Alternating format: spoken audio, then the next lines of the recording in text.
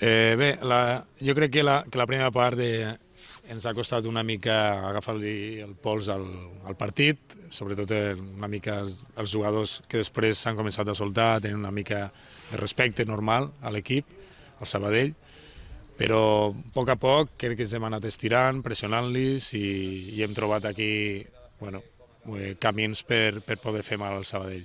Sí, sí, estoy muy contento. Bueno, un poco por ellos también, un poco. Sí, podría ser triste porque no merecían. Yo creo que no merecían el gol y el segundo, pues tampoco. O sea, al menos podría llegar a la prórroga. Estaban compitiendo bien. Yo creo que como mínimo se merecían la prórroga y ahí ver, seguramente Sabadell hubiera apretado un poco más y si hubieran definido, pues bien. Pero se merecían como mínimo la prórroga. No, yo creo que l'hem agafat, no l'han deixat passar.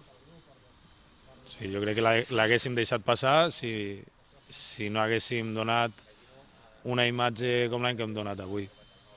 Una altra cosa és que el Sabadell té 2 categories més que nosaltres, ha xutat 2 vegades i les 2 vegades les ha fet, perquè en realitat ells no han xutat. I encara que han dominat molt, estàvem tranquils. Nosaltres, a les contres, crec que els hem fet molt mal. Si la d'Omar va dintre, la de Cristian va dintre, pues, potser estaríem parlant d'una altra cosa. Per tant, jo crec que hem fet el que teníem que fer. Jo crec que hem agafat el tren. Però a vegades s'ha de tenir sort i contra un equip superior ells no perdonen. No, estaba cansado.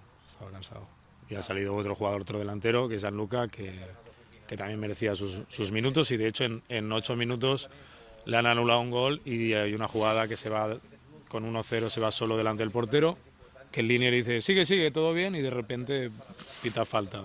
Por lo tanto, yo creo que el rendimiento de Gianluca en 10 minutos ha sido muy bueno.